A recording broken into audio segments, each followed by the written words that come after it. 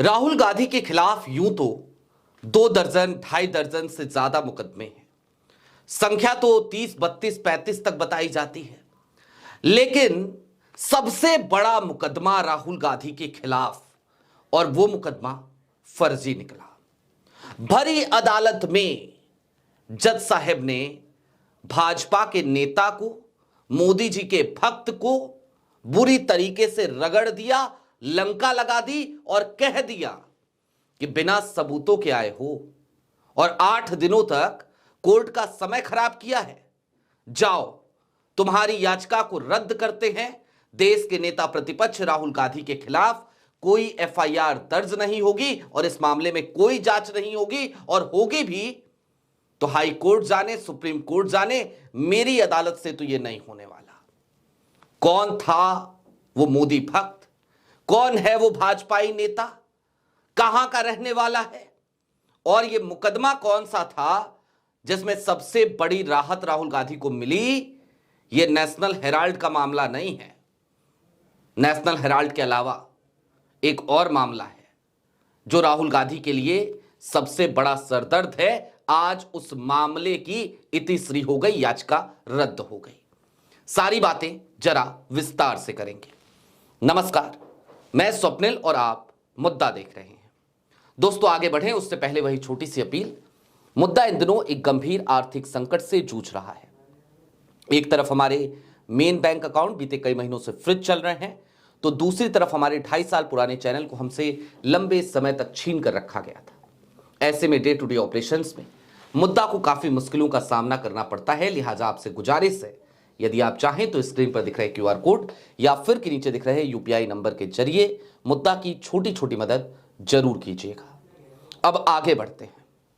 दोस्तों, राहुल गांधी से चाहे भारतीय जनता पार्टी के तमाम लोग कितनी भी बार ये कहें, कस्में खा खा करके भी ये कहें कि राहुल से हमें डर नहीं लगता, सच तो यही है कि उत्तर से लेकर दक्षिण तक, पूरब से लेकर पश्चिम तक भारतीय जनता पार्टी का हर नेता इस बात को भली भांति तौर पर जानता है कि आज की तारीख में प्रधानमंत्री नरेंद्र मोदी हो या फिर कि गृह मंत्री अमित शाह, उन्हें डर राहुल का ही सताता है।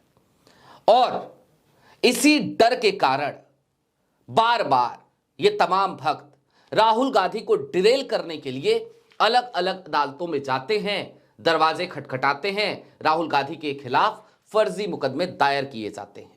आज भी एक मुकदमा दायर किया गया है रायबरेली में, उस पर भी आपको छोटी सी जानकारी दूंगा। लेकिन सबसे पहले जरा उस बड़े मुकदमे की बात करते हैं जो फर्जी निकला।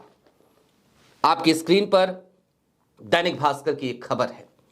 राहुल गांधी के खिलाफ दायर ब्रिटिश नागरिकता की याचिका खारिज। लखनऊ एमपी एमएलए कोर्ट का फैसला। 8 दिन तक चली सुनवाई। 8 दिन तक लगातार सुनवाई चलती रही थी इस मामले में। हर रोज सुनवाई होती थी। ऐसा लग रहा था जैसे जज साहब ने ठान लिया है कि चलो इस मामले को निपटा के ही मानेंगे। बहुत दिनों से चल रहा है ना, तो निपटा ही देंगे। और यह मामला ऐसे ही शुरू नहीं हुआ था। राहुल गांधी ब्रिटिश नागरिक हैं, उनकी भारत की नागरिकता रद्द कर देनी चाहिए, उनको संसद में बैठने का कोई अधिकार नहीं है, देश के सांसद के तौर पर किसी क्षेत्र से चुनाव लड़ने या किसी क्षेत्र से चुनाव जीतकर सदन में पहुंचने का कोई अधिकार नहीं है। ये तमाम बातें कही जा रही थी।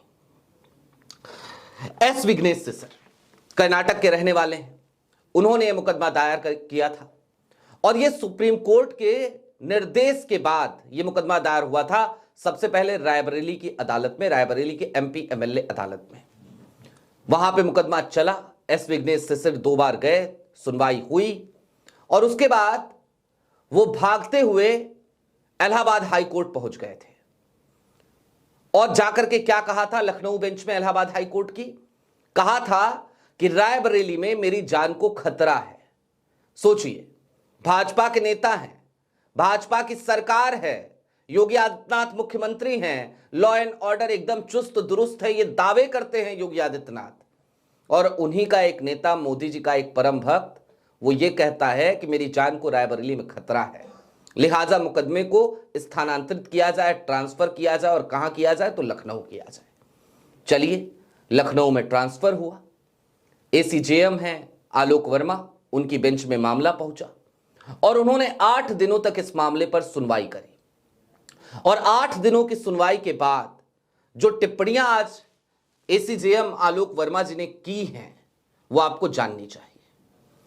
पहले तो उन्होंने कहा कि भाई 8 दिन तक हम आपको सुनते रहे, इस बीच में आपने 20 घंटे तक दलीलें रखी हैं, 315 एनेक्स्चर आपने दिए हैं, आपने सैकड़ों पन्ने यहां पेश कर दिए हैं, सबूतों के तौर पर आप तमाम गट्ठर पोती पत्रा लेकर के आ गए हैं, लेकिन इनमें कुछ भी ऐसा नहीं है जो इस बात की कहीं से कहीं तक गवाही देता हो या फिर कि जिसके आधार पर यह कहा जा सके कि राहुल गांधी ब्रिटिश नागरिक हैं।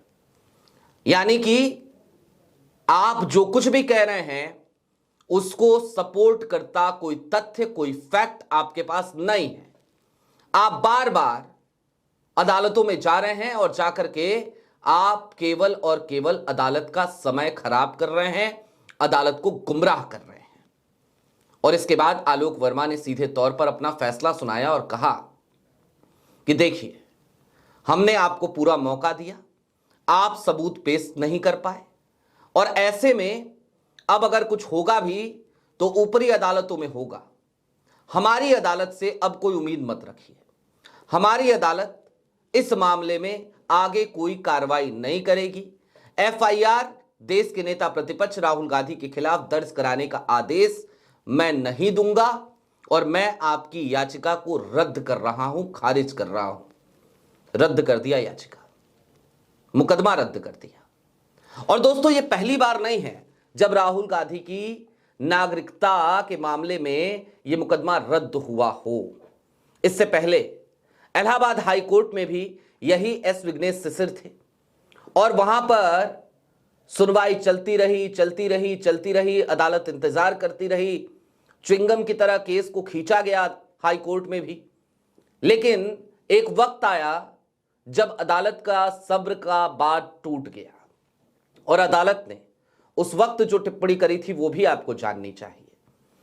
उस समय तो अदालत ने सीधे तौर पर अमित शाह साहब के मंत्रालय यानी कि गृह मंत्रालय पर भी सवाल खड़ा कर दिया था और कहा था कि बार बार आपसे पूछ रहे हैं और आपको सिर्फ इतना बताना है कि राहुल गांधी भारत के नागरिक है कि नहीं है, और आप ये भी बताने में सक्षम नहीं हैं, तो फिर भला हम इस मुकदमे पर अपना और कोर्ट का समय क्यों खराब करें।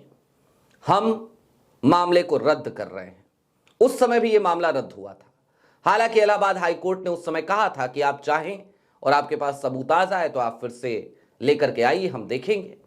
उसके बाद एस विघ्नेश शिशिर कुछ महीने रुकते हैं और फिर अदालत का दरवाजा खटखटाते हैं, सुप्रीम कोर्ट तक जाते हैं और कहते हैं कि तब कहा गया था सबूत लेकर के आइए तो मुकदमा चलाएंगे, तो अब मेरे पास सबूत है, अब जनाब राहुल गांधी पेश हो, राहुल गांधी हाजिर हो, ऐसा कर दीजिए।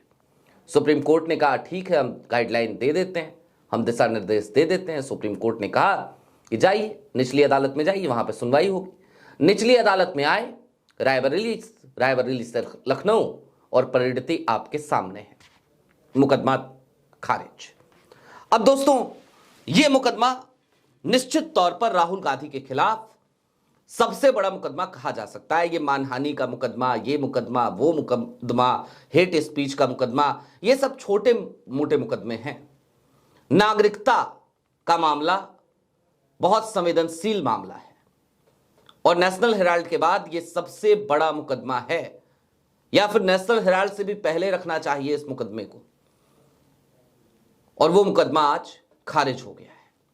लेकिन अब देखिए ना, मैंने कहा था ना कि एक और मुकदमे का जिक्र करूंगा, तो आज की तारीख में राहुल गांधी को एक और नया मुकदमा झेलना पड़ेगा।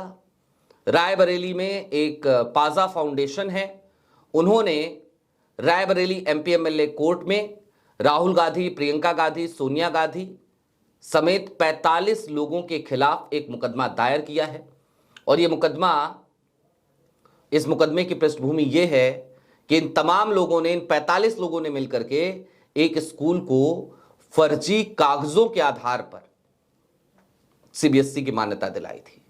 तो एक और तमगा, राहुल गांधी कहते हैं मुकदमा मेरे लिए तमगा है, तो एक और मुकदमा उनके ऊपर दायर हो गया। अच्छा, वाराणसी की अदालत में आज राहुल गांधी की पेशी थी। राहुल गांधी को बुलाया था, समन किया गया था। हालांकि राहुल गांधी की अपनी व्यस्तताएं थी, राहुल गांधी वहां नहीं पहुंच पाए हैं, यह भी एक खबर है। लेकिन जरा सोचिए, हर दिन राहुल गांधी के ऊपर कहीं ना कहीं से कोई ना कोई समन, हर दिन राहुल गांधी के खिलाफ मुकदमों की फहरिस्त में एक नया मुकदमा। यह सब कुछ क्यों हो रहा है? और मैं बार बार कहता हूं, यह सब कुछ डिजाइन्ड है कि एक व्यक्ति जो आज की तारीख में लोकतंत्र की बात कर रहा है, लोकतंत्र के लिए लड़ रहा है, भिड़ रहा है, जिसके बयानों से आज की तारीख में सत्ता परेशान है, जिसके क्रियाकलापों से प्रधानमंत्री नरेंद्र मोदी को बहुत डर लग रहा है, उस आदमी को जरा मुकदमों में इतना उलझा दो कि वो आदमी अपने काम पर फोकस ना कर पाए। लेकिन भला हो राहुल गांधी का, ऐसा लगता है जैसे समय के साथ साथ उनकी जीवटता और ज्यादा बढ़ती जा रही है। जितने मुकदमे लादे जा रहे हैं, उतने ही मजबूती के साथ राहुल गांधी आगे बढ़ रहे हैं। राहुल गांधी झुक नहीं रहे हैं, डर नहीं रहे हैं, रुक नहीं रहे हैं। और यही सबसे बड़ी समस्या है मोदी जी की भी, अमित शाह साहब की भी, भारतीय जनता पार्टी की भी और उनके भक्तों की भी। अब आगे क्या होगा? तो एस विघ्नेश सिसर जैसे ही अदालत से उनकी याचिका खारिज हुई, बाहर निकले, पत्रकारों ने पूछा कि भाई हो गया, टाई फिस हो गया, मुकदमा रद्द हो गया, आप क्या कीजिएगा? तो पता है एस विघ्नेश सिसर का जवाब क्या था? रिवीजन पिटीशन डालूंगा।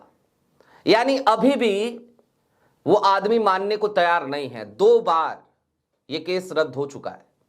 इससे पहले मैंने आपको बताया इलाहाबाद हाईकोर्ट में, आज फिर रद्द हुआ लखनऊ की विशेष अदालत में। उसके बावजूद वो कह रहा है कि रिवीजन पिटीशन डालूंगा, अभी ऐसे कैसे हार मान जाऊं। तो ये हाल है बेशर्मी का, थेथरई का, बेहयाई का, और ये हाल है च्युइंगम की तरह किसी मामले को खींचने की ये जो एक नई परंपरा है उसका। आपकी क्या राय है कमेंट बॉक्स में जरूर बताइएगा। अभी के लिए दीजिए इजाजत। चलते चलते फिर वही अपील, चैनल पे नए हो तो सब्सक्राइब करते हुए जाइएगा, सक्षम हो तो छोटी छोटी मदद मुद्दा की जरूर कीजिएगा। बहुत शुक्रिया।